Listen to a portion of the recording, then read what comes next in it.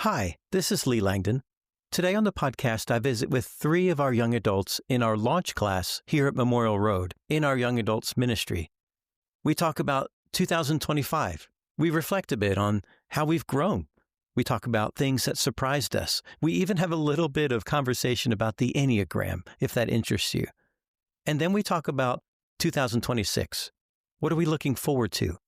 Are there things that we need to accomplish next year? I want to ask you to consider these questions along with us. And at the end, there's an invitation especially for you. Okay, guys, enjoy this special New Year's episode. Happy New Year. Welcome to the Young Adult World podcast.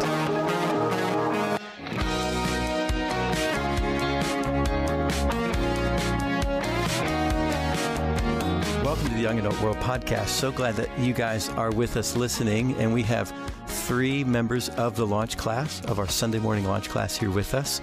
And I'm going to have them introduce themselves. Guys, why don't you say your name? Why don't you say how you're part of the Young Adult Ministry? So my name is Jacob Staton. I've been on the podcast before, but I've been in launch, I think, consistently for about, I want to say a year and a half now, something like that. But yeah, that's how I'm involved in the church and happy to be here. Greetings, I'm Cole Franklin, and I think I've been a part of the class since right after college in 2022 when I graduated, and it's gone by so quick, but I love every minute of it. Hi, my name is Molly Burke. I've been coming to Memorial Road since 2016, but I've been pretty consistent in launch for the last about year and a half, 18 months or so.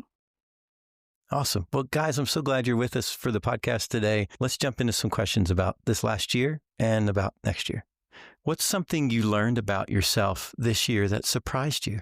There was a lot this year that was very unexpected. I had planned this year to just be very calm, very consistent, kind of planned for a boring year. And I ended up having a new job, moving, and a lot of just kind of social changes, friendship changes and stuff like that. One thing I think I learned about myself that's coming to mind is I really like a challenge. It has been so fun being challenged and stretched, and getting to have to rely on God a lot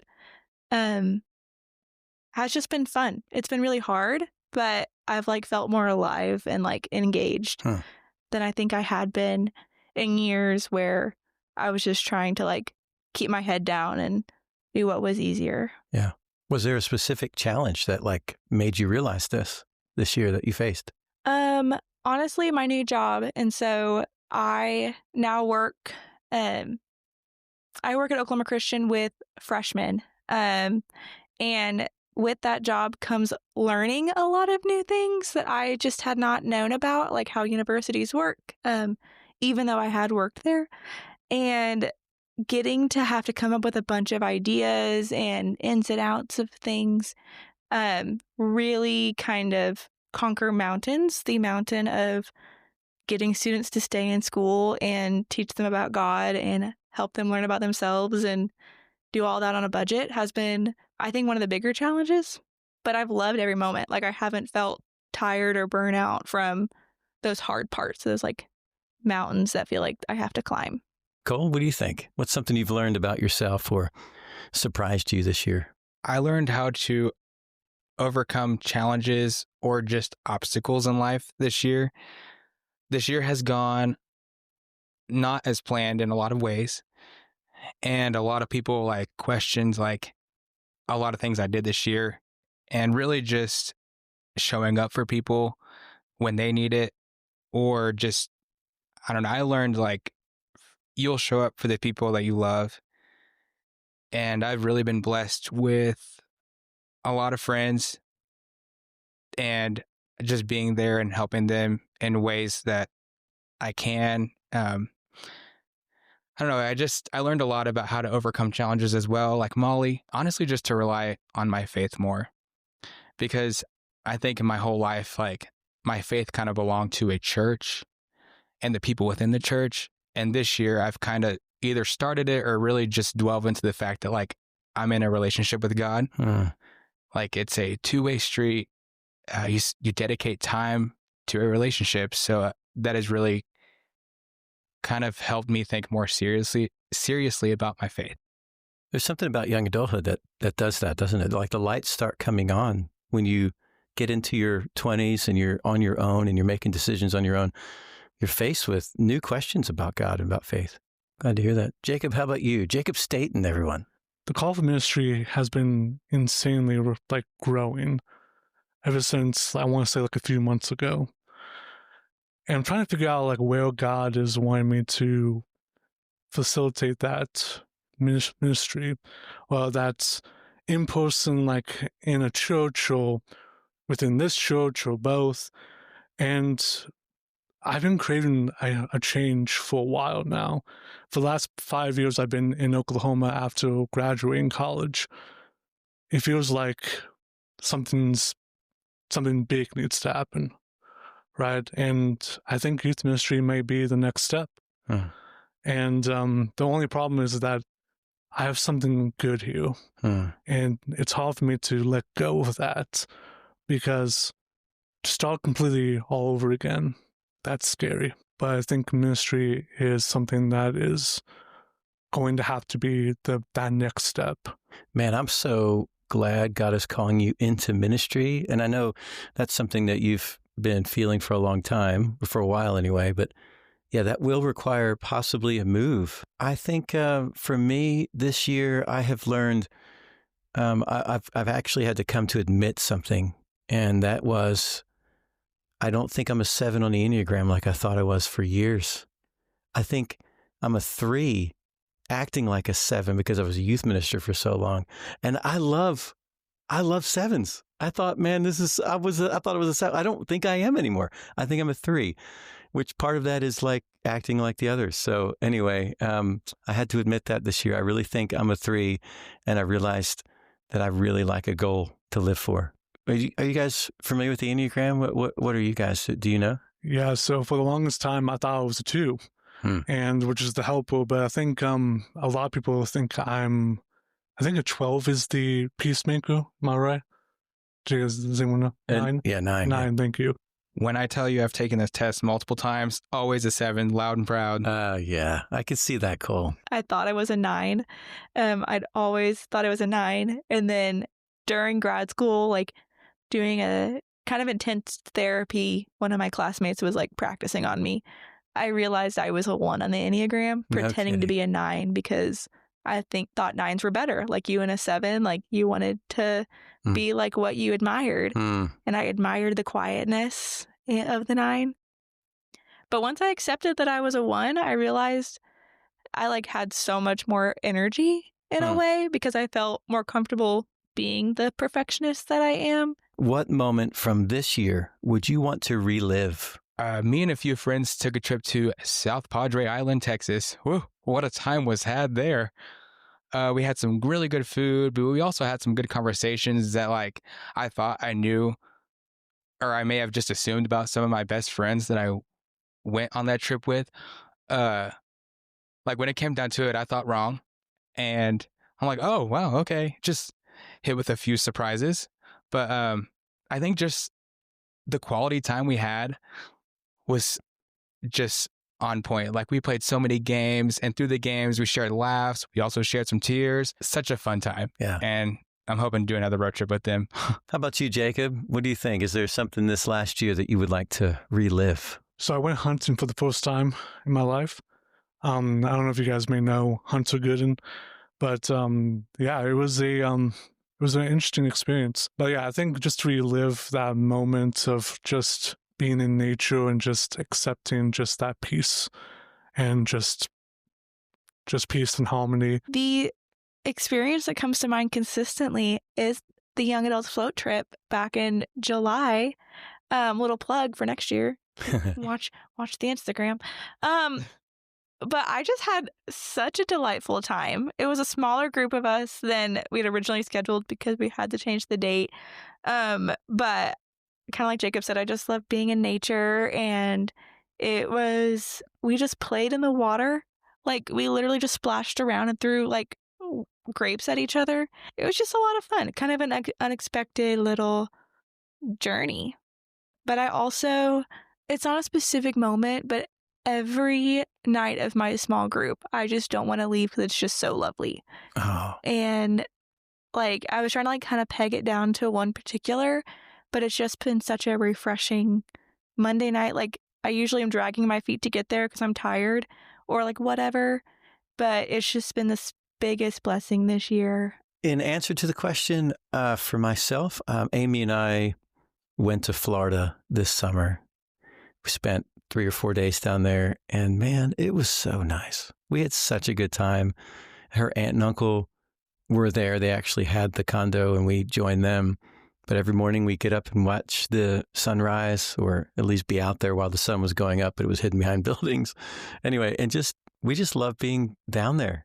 And it was it was when everybody had gone back. It was in September, so everybody's out of school or back in school. And, there were sections of the beach that we had to ourselves for hours. And it was pretty great. What spiritual practice this year has helped you the most? And how has that helped you connect with the Lord?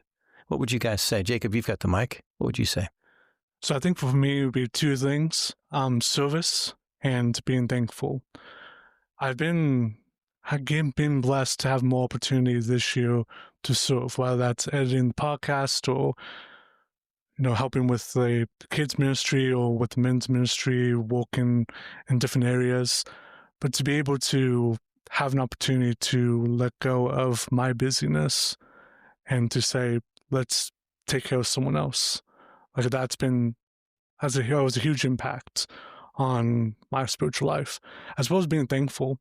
I feel like I complain so much about my day-to-day life, whether that's my job or just my current situation right now, but just to be at peace with where I'm at and to be thankful for God to allow me to be here, because it is a blessing. It is a good thing. It's something to be happy about, be excited about, that God is allowing us to be here, and just be thankful for that. Okay, so mine was kind of more of an action that I started doing kind of at the end of last year, and I still do today, is actually taking notes on the sermon. I always struggled with sitting so still in like church and hearing the lesson. I mean, I was raised up in the church, but a lot of times my mind was on lunch or like what I'm going to do in the afternoon. I don't know. My mind is always racing as like, what's next? And I applied a lot of that to church, even whenever I was young. And I kind of really just reflect on the lesson, either the highlights of the lesson or a few verses that stuck out to me. And I'll look back on it throughout the week. I'll admit sometimes whenever I'm bored at work, and I'll just look back at my notes or in the evening. But note taking has really helped me focus. Molly, how about you? What would you say? I think the two that are standing out as a double-sided coin, and they really go back to back. As an Enneagram 1, I am always working on accepting grace and love from God. It's really hard for me because there's not an action to practice this discipline. It really is a constant reminder that I can't do anything to earn it or to prove to him that I'm worth the love he's giving me. It's something that's easy until I feel like I screwed up and I remember that I'm like, oh, right, God. You choose me anyway. Not just despite, but because of everything that I am. The other side of that is service. I Feed a Sheep has been huge. I'm going out of my comfort zone and going to Honduras in June.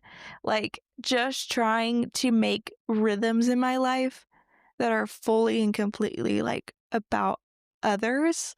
It just changes your heart. I love those moments when you just know that God has put me here for a reason in this moment. I would answer that question with Bible study, personal Bible study. All of those, there are other things we could say, but that has been, reading through scripture this year has been a real blessing in my life and developing that habit. And I think this year more than last year has been if I don't do it in the morning, I miss it during the day. It's just that thing I want to start my day with. And I used to not have that in my life as much as I do now. And I think it's even switched gears for me into, as I'm reading, I can't help but notice things I've never seen before, I think, because I'm swimming in it all the time. What is one goal that you would like to put in front of yourself for next year? What's one thing that you'd like to accomplish? So I would say for me, I mean, I mentioned this before already. I want to go into ministry, and to have an official job lined up will probably be the biggest goal, I would say. Okay, so I have 2 goals for next year. And one of the goals was a goal for this year, and I really didn't get that far with it, but it's kind of nerdy. So I really love maps, studying Google Maps. Like, if you look at my phone screen time and which app has the most time, it's Google Maps. I want to memorize every county in every U.S. state. Wow. So, like, if you gave me a blank county map of any state, I want to be able to label it with every county name. My second goal, and then more on like a serious note, I guess this year has just been crazy in terms of traveling and just being present for people. I want to take time and learn how to remain still, whether that be just at home and enjoying what I'm blessed with there, or just being still in the Word and dedicating more time to that. Neither of my goals are fun. They are just life adult things. I am a therapist, and I'm still working on my official license, and so I would like to finish my license. And then the other one is I currently live with my mom, and so I would love to move out of my mom's home and into my own home. I love Cheryl. If you're listening to this, you rock. But I am 28, and I would like to live on my own. So, but I'm just trying to be like fiscally responsible. So the two kind of go together. So trying to finish up the big girl stuff to reach out there. It's fantastic. Yeah. All of you guys. It's good answers, man. I love that. I have been visiting with Amy about this a little bit. This last year, I've never had a consistent Sabbath time. And I've had some moments of it. I've designated days of Sabbath, like periodically. But I'm just, it's hard for me to turn work off. I need to just be able to rest more than I do. And so we're talking about what could that look like. And I realize that I really can't Sabbath like I want to without Amy. Because, you know what I mean? We need to do this together. So we're going to figure out what should that look like for us as, create a plan for that this next year. I'm excited to explore that. I don't know if you've had any time to think about a word or a theme for yourself in the next year. Patience. I think, especially when me trying to figure out the next step of my life, just be patient in the whole process, and also just be at peace with that. So peace and patience, especially with new transitioning, like detoxing on certain things, reframing my mind. Patience is kind of the center of all of that. So I would say that would be the phrase, that would be the word. Patience. Yeah. I have not thought about this. I don't want you to commit in this moment to something. No. I'm not going to commit. I will say that I've been kind of like praying about this conversation, like since you texted me, and just being like, whatever comes, like maybe a conversation that glorifies you and whatever. The word that's literally just like immediately popped in my head when you said that, which I will be praying about later and figuring out, is just the word courage. So I have nothing beautiful to say about that other than I guess I'm going to be courageous in 2026. Doesn't feel like a bad thing, but hit me up in a year and see if that's stuck. I think steadfastness on a serious note, and that kind of goes along the lines of what I previously said of just slowing down and not looking as, what's next all the time. Because I think I took time for granted. I mean, this year went by so quick. I mean, I thought it was just June yesterday. I'm like, woo, hey, it's gone by. And so next year, I really want to not have stuff on my mind just constantly racing at what's next, and just be present, either, with my friends or just, again, with the Word, and dedicating more time to my relationship with God. I've worked on that this year, but I'm ready to progress on that next year. Yeah. Jacob, patience. Molly, you said courage. Cole, you said steadfastness. I'm going to add peace to that. I think that's going to be my word for this next year is peace. And it's not like I don't ever have peace, but I want to live like at a 2 and not at a 7 or 8. You know what I mean? Maybe that sounds too lazy. I don't know.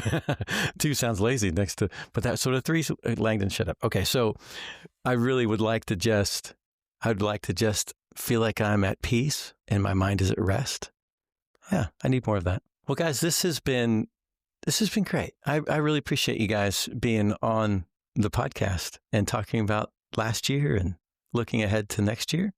This has been a blessing. Thanks, guys. For our listeners, I want to encourage you to think about how you're wrapping up this year. What has been some highlights for you? What have been some spiritual practices maybe that you've taken on? And what does next year look like? What are some things maybe you can think about setting goals for next year, things you've been dreaming about for a long time that you think, hey, maybe it's time for me to go for it. Maybe God's put a dream in your heart and you think you need to maybe respond to that at this point. Or maybe there's a theme word, something that's popping out to you as we've been talking about our words. Maybe there's something that's come to your mind. And I would encourage you to dwell on that, to pray on that. As Molly's been talking about, we need to be praying about these things, taking these things to the Lord. Let Him impact us and change us through this next year. I want to encourage you to jump in with me as we read through the Bible again. And on the Bible app, there is something called the Bible Recap with Tara Lee Cobble. And we've started a group, and I would encourage you to join us in that group. We're going to be reading through the entire Bible next year in 2026. And it's a commitment. It's one of those things that a lot of people start and then they struggle and they're like, oh, I'm too far behind. I would say you can do it. You can do it. I know you can. And I've gotten behind. I think this year, a couple of times I got behind about 4 days. That was probably as far back as I got. And then I would just spend maybe a Saturday morning for a couple hours just trying to catch up. And you can do it.